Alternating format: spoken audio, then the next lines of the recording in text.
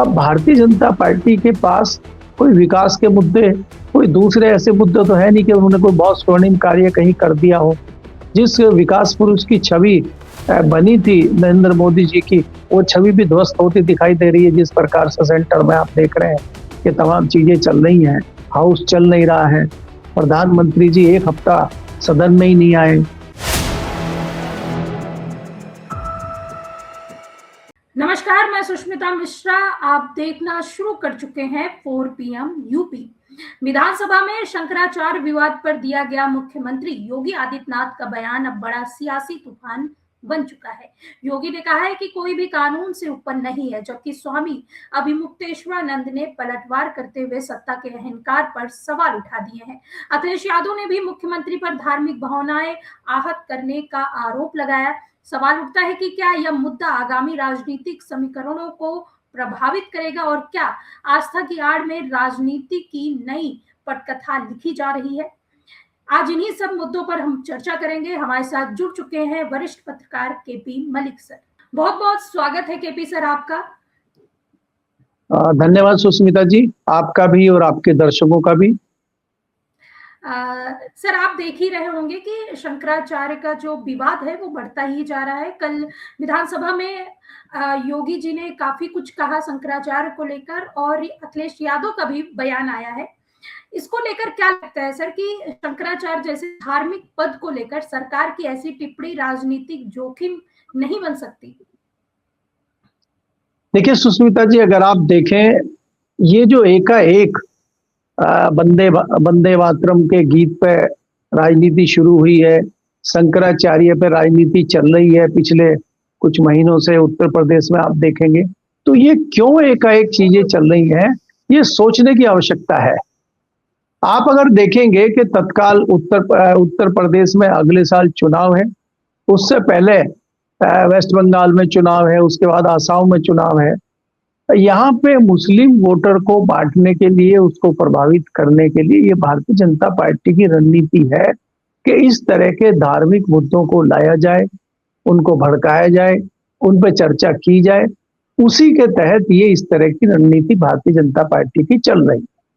अगर आप इसको उत्तर प्रदेश के परिप्रेक्ष्य में और शंकराचार्य जी के परिप्रेक्ष्य में देख रहे हैं, जब मामला अभी टल गया है, जब मामला अभी कहीं नहीं है, तो योगी जी एकाएक क्यों सुलगाना चाहते हैं उसको, क्यों आग में घी डालने का काम कर रहे हैं? जब वो मुद्दा अब शांत हो गया है तो आपका एकाएक ये कहना कि किसी के भी कान छिदवा लेना, किसी का भी गेरुए वस्त्र पहन लेना, शंकराचार्य थोड़े ही हो जाएंगे आप ऐसे। तो ये कहने का क्या मतलब है? तो ये शंकराचार्य जी को उकसा रहे हैं और उनको जवाब देने के लिए बाध्य कर रहे हैं, ताकि वो कुछ जवाब दें, उस पर फिर नई कंट्रोवर्सी हो, फिर योगी जी को मौका मिले, भाजपा के लोगों को मौका मिले। इसमें कोई दो राय नहीं है कि भारतीय जनता पार्टी उत्तर प्रदेश में बहुत बैकफुट पे है। भारतीय जनता पार्टी का हिंदू वोटरों में नुकसान हुआ है।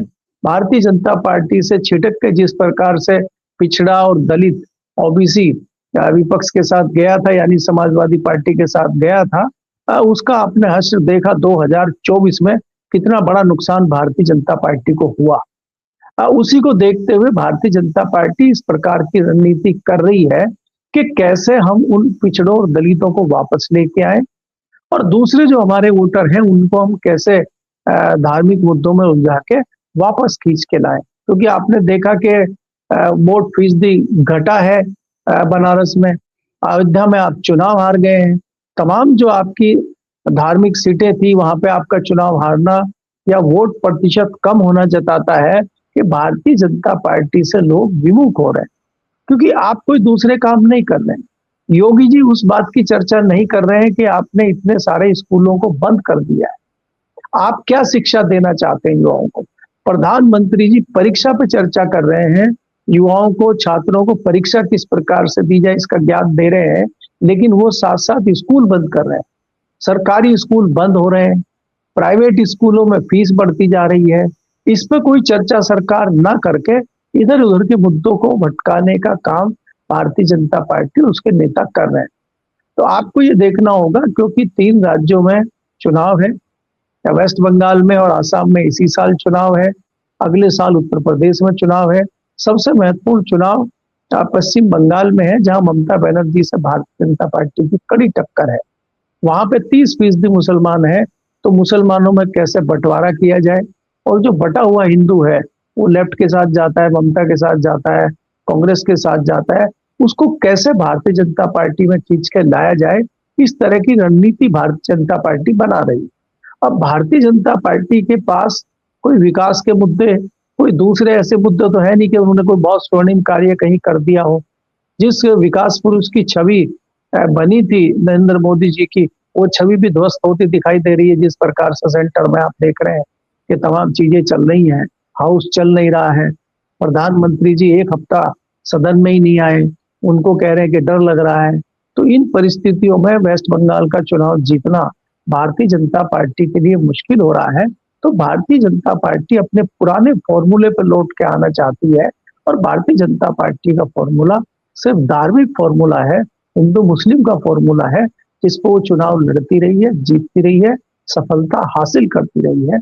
तो इसीलिए भारतीय जनता पार्टी चाहे शंकराचार्य का मुद्दा हो और चाहे वंदे मातरम का मुद्दा हो, उसको भुनाने की कोशिश कर रही है। वंदे मातरम के जब हम चर्चा करते हैं, पुरानी चर्चा, आजादी से पहले जब ये गीत लिखा गया था, तब आरएसएस का और बाकी लोगों का इससे कोई खास लेना देना नहीं था। लेकिन आजादी के लगभग 70 साल बाद और ये गाने के 150 साल के बाद भारतीय जनता पार्टी कभी सिक्का जारी कर रही है, कभी डाक टिकट जारी कर रही है, कभी इसके आदेश जारी कर रहे हैं। तो एक माहौल बनाना चाहती है ताकि वो इसका सियासी और चुनावी फायदा उठा सके। जी सुष्मिता। जी सर, बिल्कुल सही कह रहे हैं आप। लेकिन सर, जिस तरह से शंकराचार्य को लेकर विवाद बढ़ा है, क्योंकि वो शंकराचार्य को लेकर उनकी पहचान पूछी जा रही कि किसी को भी, योगी का कहना है, किसी को भी शंकराचार्य नहीं मान देगी। लेकिन ये बहुत बड़ा शब्द होता है, अखिलेश यादव से लेकर और जो भी उनको शंकराचार्य, बहुत ज्यादा फैन फॉलोइंग भी। लेकिन इस तरह की बातें कहना और सदन में कहना कितनी बड़ी बात है सर? देखिए सुष्मिता, अगर आप देखें कि मैंने कहा कि ये मुद्दा अभी खत्म हो गया था, लेकिन इस मुद्दे को क्यों हवा देना चाहते हैं उत्तर प्रदेश के मुख्यमंत्री योगी आदित्यनाथ जी, उसके पीछे एक बहुत बड़ा कारण है। भारतीय जनता पार्टी के पास अगले साल चुनाव में ले जाने के लिए कोई खास मुद्दे नहीं है। जिस कानून व्यवस्था की बात आप करते थे कि उत्तर प्रदेश में बहुत शानदार कानून व्यवस्था है, वो धीरे धीरे ध्वस्त होती जा रही है, धीरे धीरे आपके सामने आती जा रही है। किस प्रकार जमीनों पर कब्जे हो रहे हैं, किस प्रकार हत्याएं हो रही हैं, किस प्रकार लूटपाट हो रही हैं, किस प्रकार जो है बालिकाओं के बलात्कार हो रहे हैं।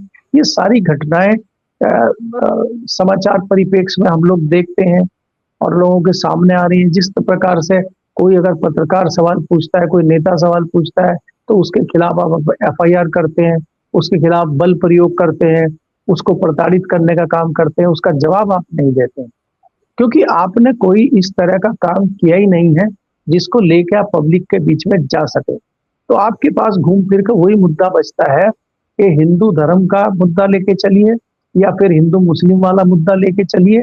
इसके अलावा भारतीय जनता पार्टी के कुछ पास है, मुझे दिखाई नहीं देता है। भारतीय जनता पार्टी इन्हीं मुद्दों पर चुनाव लड़ती रही है। आप देखिए, अगर आप 2017 के चुनाव की बात करें या 2022 के विधानसभा चुनाव की बात करें, तो यही मुद्दों पर भारतीय जनता पार्टी ने चुनाव लड़ा है। उत्तर प्रदेश में एक परसेप्शन योगी जी ने बनाया था कि कानून व्यवस्था बहुत अच्छी है, लेकिन इस बार वो कानून व्यवस्था के भरोसे उत्तर प्रदेश में चुनाव जीत लेंगे, मुझे ऐसा नहीं लगता। क्योंकि आप बहुत ज्यादा दिन नहीं हुए हैं, अभी 2 साल भी पूरे नहीं हुए हैं कि उत्तर प्रदेश में जिस प्रकार से लोकसभा का चुनाव आया है और भारतीय जनता पार्टी का वोट फीसद गिरा है, उससे भारतीय जनता पार्टी चिंतित है। और भारतीय जनता पार्टी इस चीज पर विचार कर रही है कि विधानसभा का चुनाव जीतने के लिए कौन सा ऐसा हथियार है जो हमें सफलता दिला सकता है। तो एक हथियार वही बचता है। मैंने कहा कि या तो आप धार्मिक चीजों पर उलझाइए लोगों को और या हिंदू मुस्लिम करिए, क्योंकि आप ये भी देखेंगे कि भारतीय जनता पार्टी की जो इंटरनल लड़ाई चल रही है दिल्ली और लखनऊ की, वो भी कहीं ना कहीं बहुत बड़ी बाधक योगी जी के सामने है। और योगी जी को बीच बीच में इस बात का खतरा रहता है कि दिल्ली अगर मजबूत होती है, दिल्ली अगर शांति से बैठती है, तो उनके ऊपर तलवार लटक सकती है। दिल्ली की अपनी कई सारी प्रॉब्लम चल रही है, स्टीम फाइल आई हुई है जो अभी ट्रेड डील हुई है उसमें दिल्ली उलझी हुई है। बाकी राहुल गांधी ने उनको घेरा हुआ है, तो दिल्ली को सांस लेने की फुर्सत नहीं है। इसलिए योगी जी को अभय मिला हुआ है। अगर दिल्ली में सब कुछ शांत हो जाए तो दिल्ली की तोप का मुंह लखनऊ की तरफ हो जाता है और योगी जी को फिर परेशानियां बढ़ जाती हैं। अभी योगी जी के ऊपर नजरें इनायत नहीं हुई है दिल्ली की, इसलिए योगी जी इस तरह की बातें कर रहे हैं।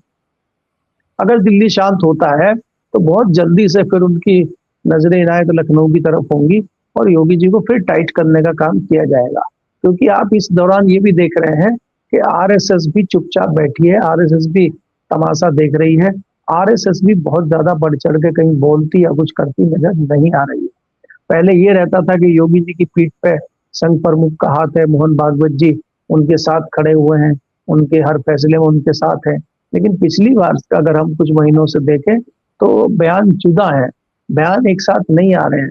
ऐसा कोई इंडिकेशन नहीं आ रहा है कि आरएसएस और संघ प्रमुख जो है योगी जी के साथ खड़े हुए दिखाई दे रहे हैं।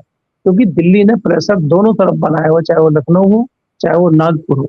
ऐसे में योगी जी के लिए खतरा बरकरार है और वो कैसे पार करेंगे दिल्ली की जो रणनीति है या दिल्ली का जो खतरा है उसको कैसे निपटेंगे उससे, ये भी योगी जी को देखना होगा आने वाले समय में।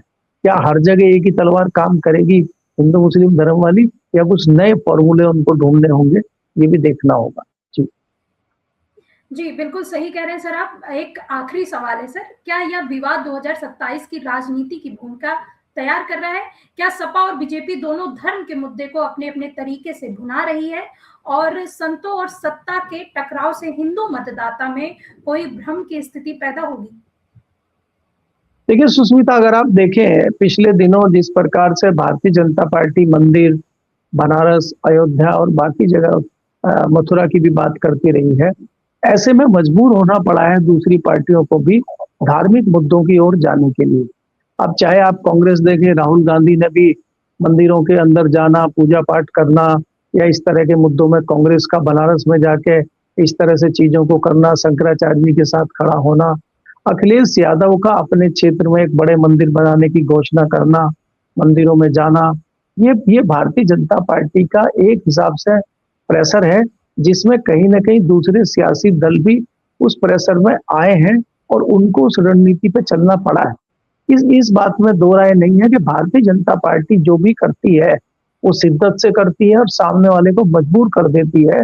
2 बार इसी चीज से पटकनी समाजवादी पार्टी को भारतीय जनता पार्टी ने दी है।